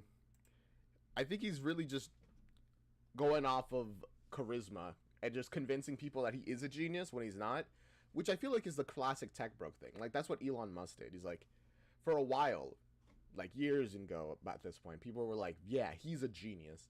But no, he's not. He's just a CEO who's really good at convincing people that all the achievements of those below him are his achievements. And then people are like, actually, this guy sucks. Why do we ever like him? No shattering. You're already a boss bitch. Which is why I want you to represent the game, starting with the launch. The food arrives. Speaking of lunch. I do like Scrag's puns, honestly. Launch to lunch. I wonder what Gwen's thinking. Is because on one hand, this is what she wants, but on the other hand, she knows she can. Even if she doesn't know how, she knows he stole her slogan somehow. That sounds fine. Sorry to run, but we actually have another appointment. I'll see you Saturday. Oh, Gwen, please. No. Gwen drags Scrags away by the ear. Scrags look. No, the anime eyes again, but this time we get to see them. Looks back at the feast on the table mournfully. The chicken carbonara, complete with crying anime eyes, cries out to him. No. We'll wait for you, Scrags. We'll wait for you. Forever and always. You'll be eaten one day. Carbonara. I feel so bad for Scrags. This has been so depressing. Act 3. Exterior, the game launch party. Alright, day. let's go. On a decked out yacht, Scrags, Oh, I didn't expect the time skip. Keith wander past branded photo ops, booze-infused midway games, and a wet t-shirt contest. It's like an even more hackneyed version of MTV's Spring Break. Okay. I'm guessing while off screen, they all got themselves on like the same page about, you know, the cameras, the fact that they stole her slogan. Esther is wearing their XXL Jerks It shirt and is trailed by Catherine Zeta Drone. They spot Gwen and wander over to her. She's stationed at a hydration station wearing a branded referee jersey, passing out the game-branded water bottles to a British millennial. Is this a Nalgene? I want to make sure it's indestructible if I accidentally run over it with me Cybertruck. What? Huh? What did you just say to me? Have you ever lost a water bottle like that? Nah. Just me cats. Gwen notices the gang approach. I guess this Cybertruck just didn't realize they were there, which is a common issue. And starts blushing. Hey, Gwen, how's the gig going? Not great. I thought I was going to be the face of the company, not a background player who doesn't even make scale. But I've never quit a job, and I'm not going to start now. That seems like a really bad system. I mean, you gotta quit jobs if they're not good for you. It's like, I don't know. Oh, Keith? This tool is going to pay for disrespecting you, Gwen. At the very least, you should be. The way he, like, leaned in, like, so concerned. But it's fine. Hosting the bar trivia. He points to a gathering across the pool deck. Okay, next question. Ooh. How many band members founded the hit musical group Maroon 5?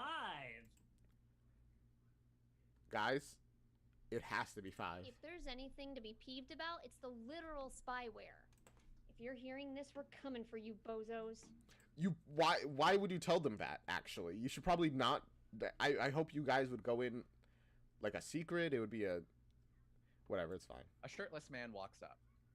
Hold on, I have to get back to work. But text me before you actually confront Tucker. I want to be there when we ruin his life. Okay. Okay, whoa, hey, there you are. I've been looking everywhere for you. You represent the game, right? Yes? Amazing. So, someone took a huge dump in one of the porta potties, And that doesn't sound like it's her issue to deal there's with. shit all over the wall. Can you go clean it up? You know what? I can turn this into a valuable learning experience. There's a first time for everything. Quitting. Yay! You know what? That's a pretty good time to be like, you know what? Actually, I don't work here anymore. Sorry. I quit. Gwen takes Also, telling this guy is this who you're supposed to tell that? Does he work here? I feel like he's just a guy. off her jersey and shoves it at the shirtless man. Whoa, nice! A free shirt! The squad walks across. I was able to be like, nah, you're promoted. I don't work here. It doesn't matter. You represent the game now. The deck and parks themselves on some pool chairs. Keith scans the crowd with a pair of binoculars. A catering drone flies by with a tray of appetizers and some cocktails.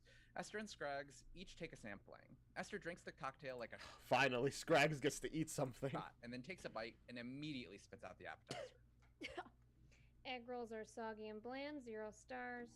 Scruggs eyes his egg I've had some pretty bad egg rolls before, but I don't know. Even bad egg rolls, in my experience, I've enjoyed them quite a bit. rolls with delight. They smile back at him. Yay, Scruggs! You finally did it! No, we're still like 11 minutes from the end. Scraggs, don't believe it. Scarfs them down and grabs more from the tray. Never mind. I should never your dad, you Scraggs. You got to eat. By the way, since there was a time skip, does this mean that you just hadn't eaten at all until now? It could have at least minimum been like a day. So, once we locate our mark, we'll have a small window to pull the plug on the DJ and publicly expose these corporate jerks for what they really are. Corporate criminals. The catering drone Same difference, really. remains hovering near Keith, waiting to serve him. Back off, nerd! I'm trying to think! Keith punches the drone out of the sky, scattering appetizers everywhere. Why, man? All the food wasted. It may not have been great food, but still, he didn't have to do that. He grabs his hand and whimpers in pain. Esther picks up the drone and It's so funny that Keith is like the tough guy in the group, but he's so weak. Like, yes, of all of them, if they got into a fight, I would say Keith would win.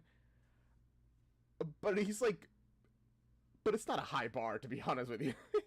He's so not great. starts fiddling with it. Nice going, Keith. That was the only food drone over here. Now I gotta go find another one and hope it's not out of chicken satay skewers with peanut sauce. As Scraggs What? wanders away, Keith spots his mark through the binoculars. Tucker is approaching the yacht on a jet ski, flanked by robotic dolphins in the water. You could not get more over the top if you tried. You gotta hand it to the man. He knows how to make an entrance. Tucker launches off Certainly. a ramp and onto the boat's helipad. The crowd gasps and then applauds. Tucker bows and walks Yeah. across the deck past a velvet rope and into a VIP lounge. Well, there goes our window. Just a sec. I've got an idea on how to lure the snake out of its hole. Keith steals. So far, Keith's ideas have not been great, but they have technically worked out. I mean, after they fail and then somebody else solves it for him. And by the way, remember, his original plan, which got the gang back together, which did work, was about faking a murder. So, away. Say, Esther, is Catherine Zeta drone camera ready? Exterior VIP lounge, moments later. Are they going to use it to stream, like, the reveal that about what the company's doing? A security guard lets a power couple into the VIP area and replaces the velvet rope. Keith attempts to slide past him. Hey, bro, I was just in there earlier. I left my beer. I was just gonna duck in and grab it. Badge. Keith flashes his Kickstarter reward lanyard and badge. Security examines it. Wrong badge. Of course it's the wrong badge. I'm pretty sure you need a VIP one to get in. Then again, even if you did have VIP, I've heard that there's been issues in certain cons and kind of things where you should be allowed to go into where you have one badge which should let you go anywhere, but the people who are actually in charge of like guarding it don't know that. They only know the VIP badge, so it's like they don't know the master VIP badge, and it's like, oh, well, that's not the badge that they told me to let in. Miscommunications. I mean, I've only heard of one case like that, but still, it does happen. The couple you just let in had green badges. Different badges. Theirs were Elphaba green, yours is Shrek green. But I backed the Mondo Ultimate tier. Well, this area is for the Platinum Diamond tier. That wasn't even an option. It just means they were off-platform investors, buddy. They... Oh. People who actually, like, probably invested into the company itself. Can do that? You know, you don't look that tough. The security guy pulls aside his coat, revealing a handgun. Keith immediately backs away, tail between his legs. And you have a pleasant day, sir. All right, Keith. At least he can acknowledge when he's outgunned, literally. Thankfully. It would have been really bad otherwise. It is concerning, though, how often Keith just resorts to, especially in this episode, to violence. He's just like, and like threatening people. Like the valet, he's like, go before I punch you. And this guy, if he didn't have a gun, he probably would have beat him up. But he does have a gun, so get out of there. Interior galley, simultaneous. Catering drones are depositing their empty trays and picking up full ones. Scraggs is sitting on a stool having a full-on conversation with the appetizers. It's not that I always overeat, it's more that I eat my feelings, you know? And food brings me a lot of comfort when I'm stressed out. The little meatball in his hand nods in agreement. Understandable, Scraggs. Scraggs, you have to go back to that, like, the meeting. You're talking to your food. Scraggs eats the meatball and reaches for a shrimp cocktail. Honestly, the support group helps a lot. Knowing there's a lot of people who struggle with the same thing. Sorry, I meant to pause it. Oh my gosh, Darren, what are you doing here? Honestly, the support group helps a lot. Knowing there's a lot of people who struggle with the same thing you do just makes you feel less alone, you know?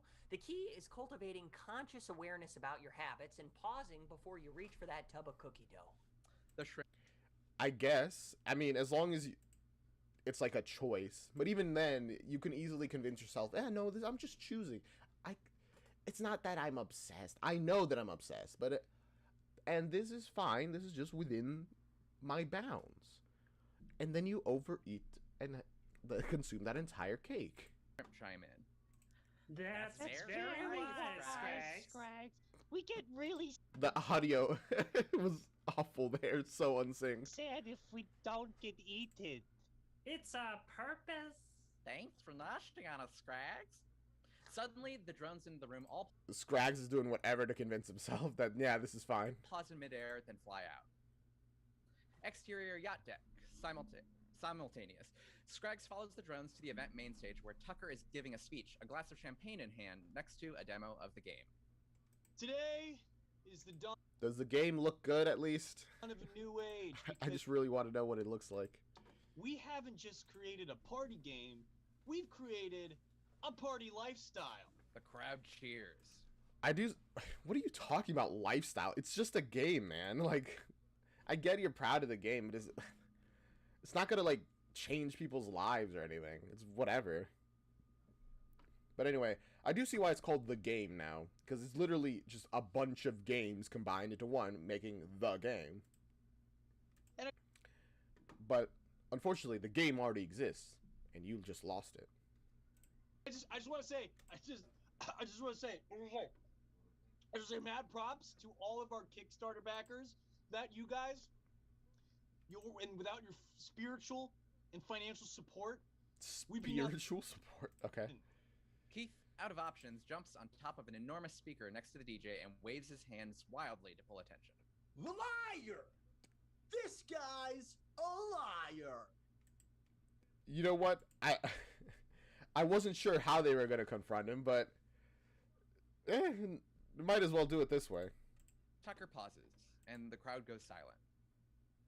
I did not expect that to work. Okay. Okay. Speech. All right. Honestly, I didn't expect it to work either, Keith. You ever wonder why corporate jerks are so good at targeted marketing? Why, when you mention to your girl that you need a new piano necktie, and then suddenly, as if by magic, you get an ad for that very necktie? It's because these jackoffs have eyes and ears in all of their products. This man has been using your money to finance a marketing surveillance network. Okay, now we're getting to the issue of, yeah, but like, I'm pretty sure everybody knows that. Like, oh wow, they're using the stuff to steal my information. I know, and you should care about that, and you shouldn't be like so okay with that. But also like, we are, and that's just how it is nowadays. It's just like, okay, yeah. The crowd is silent. This isn't gonna work. Tyler Bossman stole my intellectual property by spying on me and used it for his own benefit. Gwen winks at Keith. The crowd starts to murmur. The shirtless. Okay, there we go. Now we got something going. Thank you, Gwen. You managed to save this. Keith is not a great public speaker. This man from earlier, now wearing Gwen's shirt, which is way too small for him, speaks up. You know what? I was talking about shit earlier, and then I got an ad for Corporate Jerk's smart diapers. The crowd gasps. Tucker's cool exterior begins to unravel. What? You're gonna believe this chode up here? This chode? Come on! Scott. To be fair, the halo effect is very real. You trust people who look attractive more than people who aren't attractive instinctively. Or like more generally, socially, or whatever. I don't know if it's instinctually. But it is true. People who are attractive will also be rated highly in trustworthiness and intelligence and stuff. While people who are less attractive will be rated lower. Why? I don't know. Our brain just simplifies stuff. There's a lot of information that it has to take in. So it's like, alright, good looking, probably good in general. It simplifies it like that. He's a has-been loser. He drives a VW Bannon and looks like he hasn't eaten a salad in years. How'd you know that he's the driver of the van? His clothes are from Target. This is a handmade Armani suit. Keith makes his way to the stage, parting the crowd like Moses. Okay. You know? I'm very happy that Keith is getting like a cool moment after like being so lame. I used to believe in corporate jerks, just like you. But the lifestyle they're selling is a deception. And sure, this guy has a jet and an entourage of robots that fly around him like Tony Stark. But I know the real Tucker. This is a lonely boy whose mean dad made him play baseball like me. I don't think that's quite true, Keith. And maybe if this boy followed his heart and did the spring musical like I did, things could have been different for him. Yeah, I'm a chode who lived. You're projecting quite a lot in this, but like, okay, I see where you're going with it. His van. But at least I ended up with some lifelong best friends. And I don't have to spy on people to get close to them like a creep. Like you. Okay. I'm sorry. I was down to you, Keith. You got me at the end. Ooh, that was actually pretty good. I don't expect this show to treat Keith well. So whenever they do, I'm like, oh, yay. Thank you. Keith got a W. Tucker looks like he's about to cry. And then... You and me, asshole. One game of the game. Winner takes all. What is that gonna prove? But okay, sure. Tucker takes off his jacket and tosses it aside. Keith rolls up his sleeves and turns his baseball cap backwards. The two of you are too similar. You're just as Esther said, ego bigger than your body. It's like, sure. What is it? It doesn't matter. Why are you playing this game? For what? Just because? And what does winner take all even mean in this case? Like, we already revealed the fact that you're stealing information and that you're putting cameras in people. Well, actually, we haven't said that you're putting cameras in people's clothing yet. It's just like, okay. Esther hits a few buttons on their phone, and all of the drones on the yacht circle the game, cameras recording. Oh, Esther's into it, though. At least they're getting a show The from boat's this. Jumbotron's screens flicker, and then switch to the live showdown feed. Gwen stands over Esther's shoulder, live directing the broadcast. Also, Keith has a massive disadvantage because I imagine the CEO. Well, then again, I was gonna say I imagine the CEO of the game has played the game because the game I make, I play it to make it better. But he's more of a tech bro, and I don't know how much he's actually played the game that his company's making. Like, how involved is he even in that process? And we're live on YouTube, Facebook, and LinkedIn. Cut to drone 3 for the close-up. On LinkedIn? Tucker's furious face appears on the screens. Cut to Keith looking laid back but resolute. In the crowd, Scraggs chows down on some popcorn. The DJ starts playing Inside Out by Eve 6. It's the showdown. I love the casual mentions of DJ starts playing or music starts playing. I don't know. There's something, because for us it's just silence. There's nothing happened, but whenever they do it, it's very funny to me. Of the Because century. of that. Each competitor plays the game as if their life depends on it. An epic montage of the gameplay. Tucker hacky sacking the ball, then sinking cups like a pro. Keith circling the table like a tiger, eyes locked with Tucker. He stops and shoots. Tucker slams a timer, wiping away sweat and taking a jello shot. Keith flattening a cup after Tucker scores. He tosses it flawlessly into the slot at Tucker's end while he celebrates scoring a double. After It is really good visuals, and I love watching Darren. I always forget the actor's name who plays Keith, but seeing them like pantomime playing the game is so funny. After a grueling round, Keith launches his final shot into the air. It circles the rim of Tucker's last remaining cup in slow motion before going in. The crowd goes wild. Let's go. I was so worried it was about to fall out at the last moment, but nah. Gwen cheers for Keith, then catches herself, not wanting to give him the wrong idea. Esther kisses a stranger standing next to them. Scraggs does a keg... Esther doesn't care about giving people the wrong image. Let's go. Stand on a chocolate fondue fountain. Ready to defend his honor, Tucker approaches Keith. But with all the cameras recording, he attempts to play it cool. Great game, bro. He was about to start a fight with Keith. Thank you for coming out to celebrate corporate jocks. I got a jet.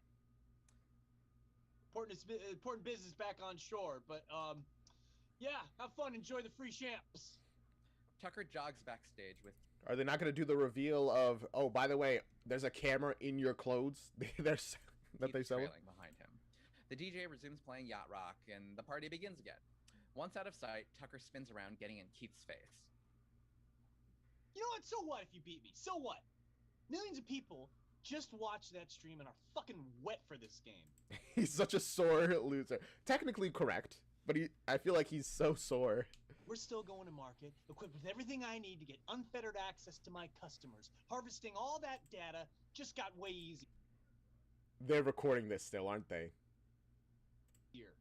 Record scratch. The DJ looks shocked. The crowd goes quiet. Tucker looks up to find a hovering drone broadcast. It's the classic strategy. Get off stage, where there shouldn't be any cameras. Except there is. And now you just revealed everything they said is true. His confession to the world. Scraggs, Esther, and Gwen join them backstage. No, Stay you're... on him and push in. Hey, Walter. Prepare my jet ski. We're leaving. Nothing happens. The Oh no, Esther is taking control of Walter as well. drones remain where they are. I think your friend Walter is actually my friend, Catherine Zeta Drone. Esther's army Oh, of really? drones pick up Tucker and fly Let's go, Catherine. him off the edge of the boat, dropping him in the water. Now that's what I call the game over. The squad laughs. Smash cut to interior court. Wow. He actually managed to do a joke and everybody laughed. Oh, wait. Room day. And then he slandered my client by saying, now that's what I call the game over. I object, Your Honor, on the grounds that Keith is so cheesy he can't actually be taken seriously. Yeah, real. Sustain. In the case of the Solvent Squad versus corporate jerks, The prosecution has presented their case clearly and proven beyond a reasonable doubt that the defendant has put spying devices into their products in order to exploit otherwise confidential consumer data. Oh, wow, they won the case. Okay, everything's going well. Exactly, and thanks to me, we figured it out. This kind of marketing is predatory, morally bankrupt, and highly frowned upon. But it is completely legal. The defendant is acquitted of all charges. Case closed. I'm pretty sure putting cameras in people's clothing is not legal. That specifically, if everything else maybe, but that specifically can't be legal, can it? Come on. The judge bangs a gavel. Exterior courtroom moments later. Well, that was disappointing. Yeah, but the Yeah. silver lining is I was right and you all were wrong. Not bad, Keith. I guess for Keith, that is a silver lining. You gotta take whatever wins you can. Maybe we'll give more consideration to your ideas in the future. Great, because I think it's time to change the Maybe in the name future. of the group to the Whodunit Honeys. On second thought, maybe not. After an entire Womp womp womp womp womp. week spent doing your bidding, sire, I, for one, am thrilled to go back to ignoring Keith. Guys, best 26-year belated birthday present ever. Celebrate 26, let's go. meal? Buca de Pepo? I'd love that, but I have to be back in court for all those unpaid parking tickets and trespassing at the fulfillment warehouse and the destruction of property. And I think we killed that guy at the warehouse, but it'll probably just be a couple months of community service. He'll be fine. Esther can get him out of it if they want. They might not want to get involved. A bailiff approaches and leads Keith away. Not if I have anything to say about it. Esther types on her phone, and in the distance, the sound of buzzing grows louder, Oh no! Oh no! Esther, what are you about to do? as well as the chorus of Cell Block Tango. People begin. Okay, that's the actual one song that I know. So Block Tango, the one about murderers. This is fine. Running out of the courtroom and offices screaming, followed by the army of Catherine Zeta drones. It is absolute chaos. Keith wiggles out of the bailiff's arms and runs. Freeze frame as the gang dashes away. Scraggs, are you alright with this? This is just blatant crime. He's fine. He quit, technically, I think. The FBI. Oh, man. That was so funny. Solve the squad. Solve the squad. Solve the squad. Scooby-Doo-Doo-Doo. Go back. Oh, that was absolutely beautiful. Well, now we know that the android war will be fine. Esther's the one in charge of it. And personally, I welcome my new overlord. Not exactly robot overlord, but I'll accept it. Esther is smart. They can be in charge. It's fine. Man, that was great. I love that. And I hope you guys enjoyed that little reaction from me about the Solved Squad back in the biz. We'll finish this finally on Thursday with our last episode, and I hope to see you guys then. But until then, until next time, bye-bye.